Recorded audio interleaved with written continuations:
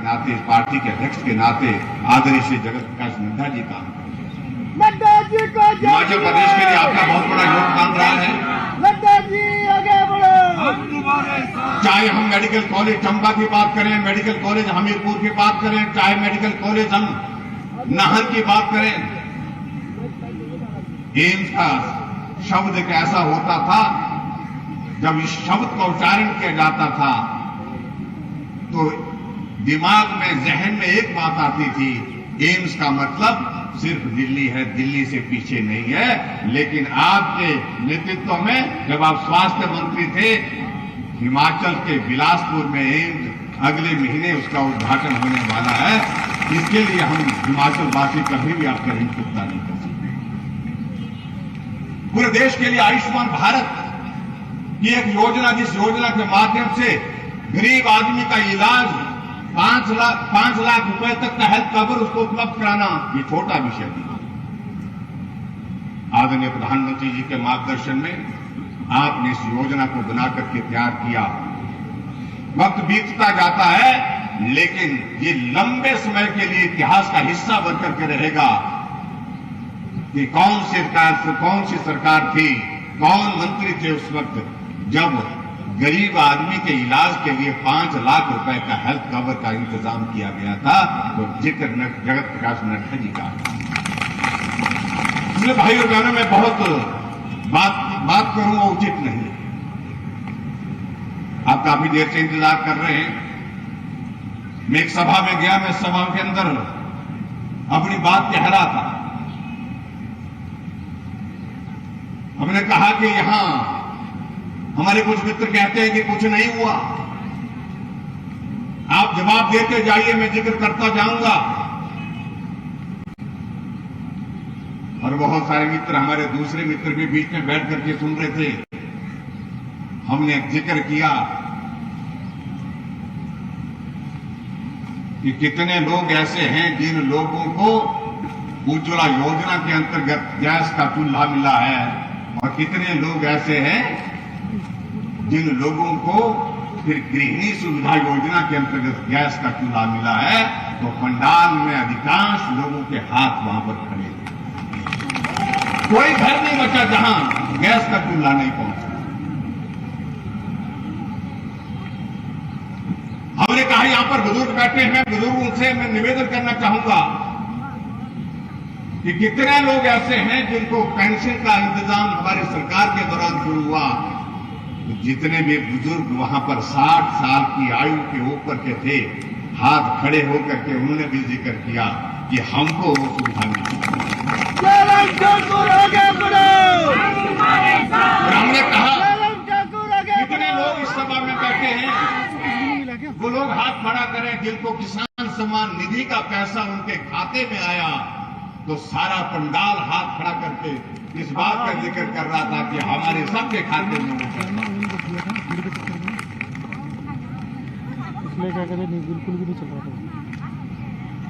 हमने एक नहीं, ऐसी है अनेक योजनाएं हिमाचल प्रदेश सरकार ने चलाई, जिन योजनाओं के माध्यम से हमने लक्ष्य निर्धारित किया, गरीब आदमी तक हम कैसे मदद कर सके, गरीब की मदद कैसे कर सके, उसके लिए हमने किया।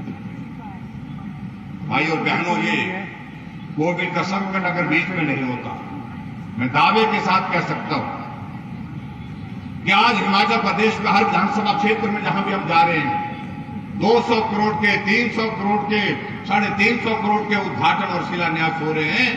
ये जीती जागती उदाहरण है, जीता जाता उदाहरण है, जहां इस बात का हम जिक्र करते थे कि कोविड के संकट में भी विकास को नहीं रुकने देंगे, तो हमने रुकने नहीं दिया। हर विधानसभा क्षेत्र में विकास हो रहा है, हर क्षेत्र में काम हो रहा है। मैं बहुत सारी चीजों के जिक्र करने की मैं समझता हूं कि आज के इस अवसर पर बहुत ज्यादा जरूरत इसलिए नहीं है कि हमने आदरणीय जगत प्रकाश नड्डा जी को हमने सुना। भाई और बहनों, हमारे कुछ मित्र बहुत शोर डाल रहे थे, कुछ दिन पहले तक बहुत ज्यादा डाल रहे थे कि हम आ रहे हैं, बस आ रहे हैं। अब इनका कैसे आ रहे हैं? आएंगे तो तब जब आने देंगे।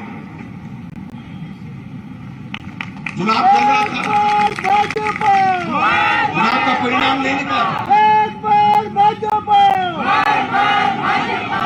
कहा परिणाम से पहले क्यों कह रहे हो, परिणाम निकलने के बाद बात करेंगे। और मित्रों, जब जिस दिन परिणाम निकला तो उस दिन सामने हमारे विधानसभा के अंदर ही वो लोग सामने बैठे थे, तो नजरें जमीन की तरफ लगी हुई थी। हमने कहा भाई तुम तो कह रहे थे, आ रहे थे, आप तो चले ही गए, और ऐसी जल्दी में चले गए, ऐसे बुरी तरह से चले गए। कह रहे थे कि चन्नी साहब आ रहे हैं, चन्नी साहब ऐसे चले गए, ऐसे चले गए, पता ही नहीं चला। दो जगह से लड़े, दोनों जगह से ही चले गए।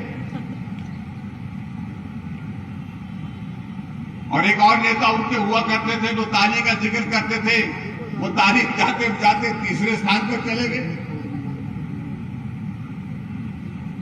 हमने कहा तुम तो एक जगह थे, वहां से भी चले गए, और हम 4 जगह थे और चारों जगह पर कायम रहे। ये मैं कहना चाहता हूं। इस बात के लिए आदरणीय जगत प्रकाश नड्डा जी को मैं बधाई देना चाहता हूं, और देवभूमि हिमाचल प्रदेश की जनता की ओर से आदरणीय नरेंद्र भाई मोदी जी को भी बहुत बहुत बधाई देता हूं। हमें समझाने की कोशिश होती थी, वो तो यहाँ तो रिवाज बना हुआ, कहते थे कि रिवाज बना हुआ है। मैंने कहा क्या रिवाज बना? बोलते एक बार मारी, एक बार थारी।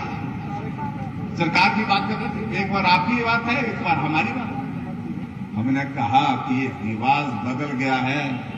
यहां उत्तराखंड जब से अस्तित्व में आया कोई सरकार रिपीट नहीं हुई थी, और अब की बार उत्तराखंड में भाजपा के बाद फिर भाजपा की सरकार बन गई, धामी फिर से मुख्यमंत्री बन गए। उत्तर प्रदेश में शायद 37 वर्षों के बाद कोई सरकार रिपीट हुई। हमने कहा इसलिए इस रिवाज का जिक्र मत करिए, रिवाज बदल गया है।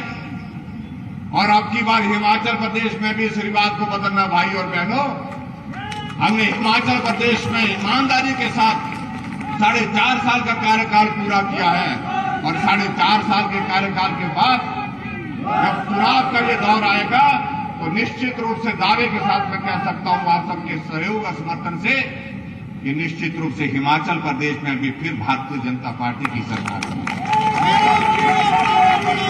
उसके लिए आप सबका सहयोग, आप सबका आशीर्वाद चाहिए। इतनी ही बात मैं कहना चाह रहा हूँ आज के इस कार्यक्रम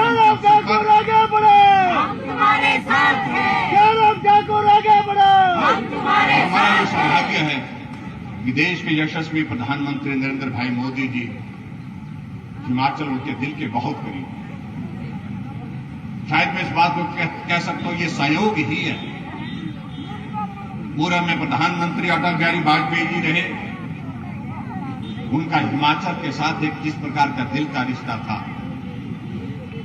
चाहे प्रधानमंत्री रहे चाहे ना रहे, लेकिन उसके बावजूद कुछ दिनों के लिए हिमाचल की देवभूमि मनाली में आकर के आराम भी करते थे, काम भी करते थे, और हिमाचल को अपना घर मान करके उनने हम सब लोगों का सम्मान बढ़ाया, हमें बहुत प्यार दिया, हमें स्नेह दिया।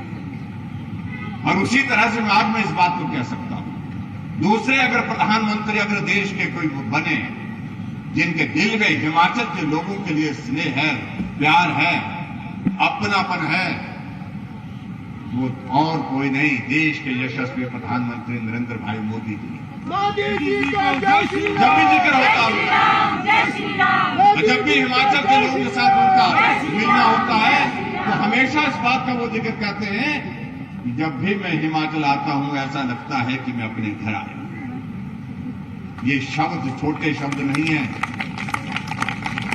ये हमारे लिए सौभाग्य की बात है कि देश के यशस्वी प्रधानमंत्री हिमाचल प्रदेश को इस प्रकार का सम्मान देते हैं, अपनापन देते हैं। इसलिए भाई और बहनों, आप सबके बीच में मेरा इतना ही निवेदन है, आइए इस दौर में आगे बढ़ते हैं।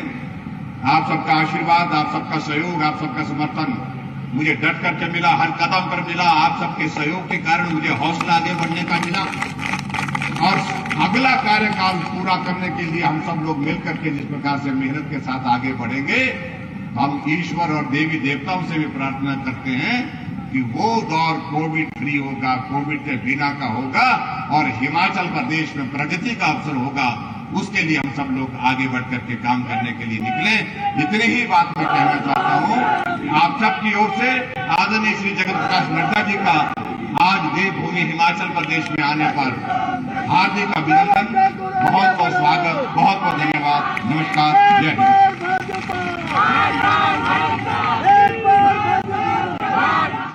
ठाकुर का संबोधन आप सुन रहे थे। इस कार्यक्रम के जरिए उन्होंने अपनी सरकार के दौरान विकास कार्यों की रूपरेखा सामने रखी है, विकास कार्य किए हैं, उनके बारे में जिक्र किया और बीजेपी के राष्ट्रीय अध्यक्ष जेपी नड्डा का भी स्वागत करते हुए यहां पर नजर आए और उन्होंने कहा कि कांग्रेस का जिक्र करते हुए कि एक ही जगह वो थी 5 राज्यों के विधानसभा चुनाव में, अब वहां पर भी नहीं है। ये भी कहा कि हम 4 जगह थे, एक बार फिर से हमने वहां पर सरकार दोहराई है और इस बार विधानसभा चुनाव होंगे हिमाचल में तो यहां पर भी वैसा ही दोहराव होगा जैसा बाकी के राज्यों में हुआ है।